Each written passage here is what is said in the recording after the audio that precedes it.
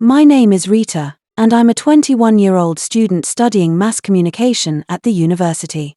I'm a shy girl, the kind who prefers to stay in the background, unnoticed. I don't have much confidence in myself. I've always felt like I'm not good enough, not smart enough, not pretty enough, not bold enough. Growing up, I was the quiet one in every room, the one who listened more than she spoke. But I'm trying to change that, little by little, as I navigate my way through university life. I live with my uncle, Peter, and his family in a bustling city far from my hometown. My parents thought it would be better for me to stay with relatives while I study, and I agreed. It wasn't easy leaving my small village, where everyone knew everyone, but Uncle Peter and his wife, Auntie Clara, welcomed me into their home with open arms. They live in a big house with their 2 teenage children, David and Sarah, who are like younger siblings to me. The house is always full of noise, David playing video games, Sarah singing at the top of her lungs, and Auntie Clara shouting for everyone to keep it down. It's chaotic, but it feels like home. Uncle Peter is a kind man. He's in his late 40s, tall, with a warm smile and a laugh that fills the room. He works as a manager in a bank, and is always busy, but he makes time for me. When I turned 21 a few months ago, he surprised me with a brand new laptop. It was sleek, silver, and so much better than the old, slow one I'd been using. "Rita," he said, handing me the box with a grin, "this is for you to shine in your studies. You're going to do great things." I was so grateful I almost cried. That laptop has been a game changer for my schoolwork, research, assignments, presentations, everything. It's like a piece of him is with me every time I use it, reminding me that someone believes in me, even when I don't believe in myself. Life with Uncle Peter's family was good, mostly. I helped around the house, cooking, cleaning, tutoring David and Sarah when they needed it. I tried to be useful, to show my gratitude. But I always felt like I was walking on eggshells, careful not to overstep or be a burden. My shyness didn't help. I'd sit quietly at family dinners, smiling and nodding, while everyone else chatted and laughed. Sometimes, I felt invisible, but I was okay with that. It was safe. Then, one evening, something happened that changed everything. It was a Thursday, and the house was unusually quiet. Auntie Clara had taken David and Sarah to visit their grandmother for the weekend, leaving just me and Uncle Peter at home. I was in my room, working on an assignment about media ethics, my laptop glowing in the dim light. The rain was tapping softly against the window, and I was lost in my thoughts, typing away, when I heard a knock on my door. "Rita." Uncle Peter's voice came through, soft but clear. I froze. It wasn't unusual for him to check on me, but something about the knock felt different.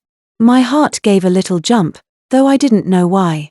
"Come in," I said, my voice quieter than I meant it to be. The door creaked open, and Uncle Peter stepped inside. He was dressed casually, in a white shirt and jeans, his hands in his pockets.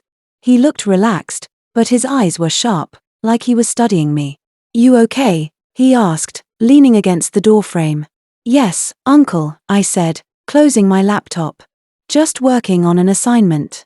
He nodded, but he didn't leave. Instead, he walked over to the chair by my desk and sat down, his movements slow and deliberate. "You've been working hard," he said, his voice warm. "I'm proud of you, Rita. You're doing so well at school." I smiled, my cheeks warming. "Thank you, Uncle. The laptop has really helped." "Good," he said, his eyes locking onto mine. "You know, I've always wanted the best for you. You're like a daughter to me." His words made me feel warm inside, but there was something in his tone that made my stomach twist. It was too soft, too personal. I shifted in my seat, unsure of what to say. "I really appreciate everything you and Auntie Clara have done for me," I said, hoping to keep things light. He leaned forward, resting his elbows on his knees. "Rita, can I ask you something?" "Sure," I said, though my heart was starting to race. He paused, like he was choosing his words carefully. "Do you ever think about your future? Like, who you want to be with? You're a young woman now, and I know you must have dreams, maybe someone special in your life." I blinked, caught off guard. This wasn't the kind of conversation we usually had. Uncle Peter was always kind, But he never asked me personal questions like this. My shyness kicked in, and I looked down at my hands, twisting them in my lap. I don't know, I mumbled. I'm just focused on school right now, he chuckled, but it didn't sound like his usual laugh. It was quieter, almost secretive. Come on, Rita. You're 21. You must have someone you like. A boyfriend, maybe? My face burned. I wasn't used to talking about things like this, especially not with my uncle. But he was looking at me so intently, like he really wanted to know. I didn't want to be rude, so I answered. Well, there's this guy, Daniel. We're in the same department. We've been talking, and, yeah, I guess he's my boyfriend. The air in the room seemed to shift. Uncle Peter's smile faded for a moment, and his eyes narrowed slightly. A boyfriend, her, he said, leaning back in the chair. What's he like? I hesitated. Why was he asking this? But I didn't want to seem ungrateful or distant, so I kept talking. He's nice. He's studying mass communication too, and he's really smart. He helps me with my assignments sometimes. Uncle Peter nodded slowly, but his expression was hard to read. Sounds like a good guy, he said, though his voice didn't sound convinced. But you know, Rita, you're a special girl. You deserve someone who really sees you, who can take care of you. I didn't know what to say to that. My palms were sweaty, and I felt a strange pressure in my chest. The way he was looking at me made me uncomfortable, like he was seeing something I didn't want him to see. I forced a smile. Thanks, Uncle. I'm okay, though. He stood up, but instead of leaving, he moved closer to my bed, where I was sitting. You know, he said, his voice dropping lower, sometimes I think you don't realize how special you are. You're beautiful, Rita. And you're growing into such a desirable woman. My breath caught in my throat. The word desirable hung in the air like a heavy cloud. My heart was pounding now, and I felt trapped, like a mouse in a corner. I wanted to say something, to change the subject, but my voice wouldn't come. I just stared at him, my mind racing. He sat on the edge of my bed, too close for comfort. I've been watching you, Rita, he said, his voice almost a whisper. You're always so quiet, so sweet. I bet you drive the boys crazy without even trying. He reached out, brushing a strand of hair from my face. I flinched, pulling back. Uncle, please, I said, my voice trembling. I don't feel comfortable. His hand froze in midair, and for a moment, his face darkened. But then he smiled, standing up quickly. I'm sorry, Rita, he said, his tone light again, like nothing had happened. I didn't mean to make you uncomfortable. I just care about you, you know? I nodded, though my heart was still racing. I know, I whispered, wishing he would leave. He looked at me for a long moment, then turned toward the door. Get some rest, he said over his shoulder. And let me know if you ever need to talk. About anything. When the door closed behind him, I let out a shaky breath. My hands were trembling, and I felt like I couldn't breathe properly. What had just happened? Uncle Peter had always been kind, always been the one who made me feel safe. But tonight, something had changed. His words, his tone, the way he looked at me, it wasn't the same.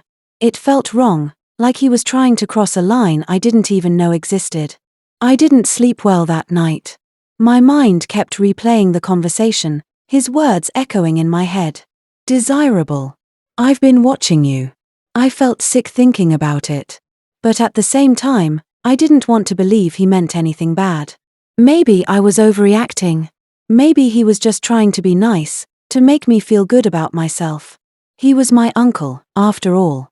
He'd done so much for me, the laptop, the home, the support. I didn't want to think the worst of him. The next morning, I woke up feeling heavy, like a weight was sitting on my chest.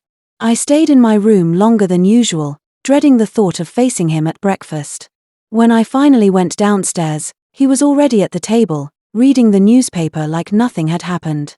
Good morning, Rita, he said, smiling as if it was just another day. Sleep well? Yes, I lied, forcing a smile. Thanks. He didn't bring up our conversation, and I was grateful. Maybe it was nothing, I told myself. Maybe I'd imagined the whole thing. But deep down, I knew something had shifted. Our relationship wasn't the same anymore. Over the next few weeks, things went back to normal, or at least, they seemed to.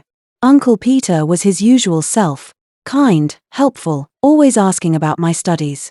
But I couldn't shake the feeling that something was off. Every time he smiled at me, I wondered if I was reading too much into it. Every time he asked me a question, I wondered if there was more behind it. I started avoiding being alone with him, making sure I was always with Auntie Clara or the kids. I didn't want another moment like that night. One afternoon, I was at the library with Daniel, my boyfriend. He was everything Uncle Peter wasn't: open, honest, and safe. We'd been dating for a few months, and though I was still shy around him, he made me feel like I could be myself. We were studying for a group presentation when I told him about what happened with Uncle Peter. I didn't go into all the details, just enough to get it off my chest. Daniel frowned, his dark eyes serious. "Rita, that doesn't sound right," he said. "You need to be careful. If he makes you uncomfortable again, you should tell someone." "But he's my uncle," I said, my voice small. "He's been so good to me. Maybe I'm just overthinking it." Daniel shook his head. "You're not overthinking. Trust your instincts. If something feels wrong, it probably is." His words stayed with me, and I started to see things differently.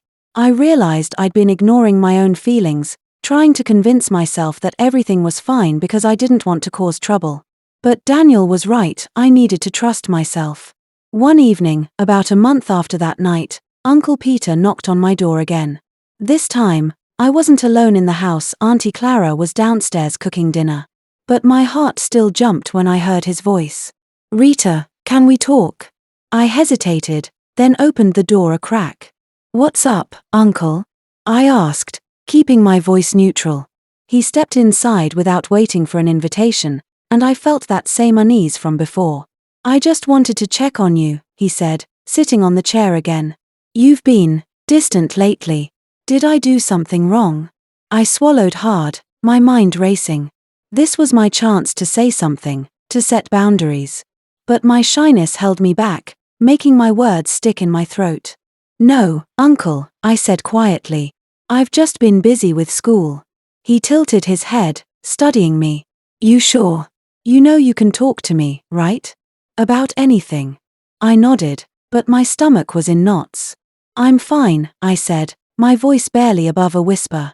He stood up, and for a moment, I thought he was going to leave. But then he stepped closer, his voice low. "Rita, I meant what I said before. You're special. And I think about you a lot." My heart stopped. This was it, the line I'd been dreading. I took a step back, my hands trembling. "Uncle, please," I said, my voice firmer this time. I don't want this. I have a boyfriend, and I just want to focus on my studies." His face changed, a flicker of something, anger, maybe, or disappointment, crossing his features. But he quickly masked it with a smile. "Of course," he said, stepping back. "I didn't mean anything by it. I just care about you."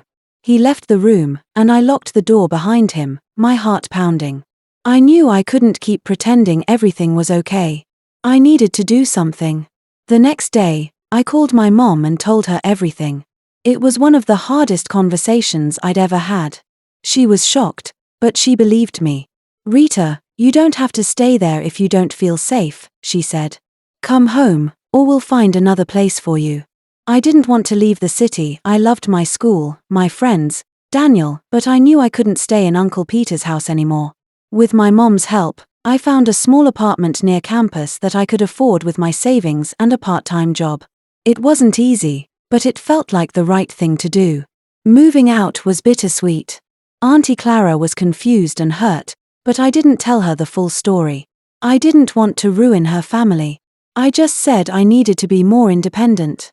Uncle Peter didn't say much when I left, but his silence spoke volumes. Our relationship was different now, and I wasn't sure it would ever go back to the way it was. In my new apartment, I felt a strange mix of fear and freedom. For the first time, I was on my own, and it was terrifying. But it was also liberating. I started to see myself differently, not just as the shy girl who stayed in the background, but as someone who could stand up for herself, even when it was hard. Daniel was there for me through it all, helping me move, bringing me food when I was too busy to cook, and reminding me that I was stronger than I thought. My studies became my escape, my way of proving to myself that I could do this. The laptop Uncle Peter gave me sat on my desk, a reminder of his kindness but also of the boundaries I'd had to set. Looking back, that knock on my door changed everything. It forced me to confront my fears, to trust my instincts, and to find my voice. I'm still shy, still learning to believe in myself, but I'm not the same Rita I was before. I'm stronger now, and I'm not afraid to say no. I'm building my own future, one step at a time, and for the first time, I feel like I'm exactly where I'm supposed to be.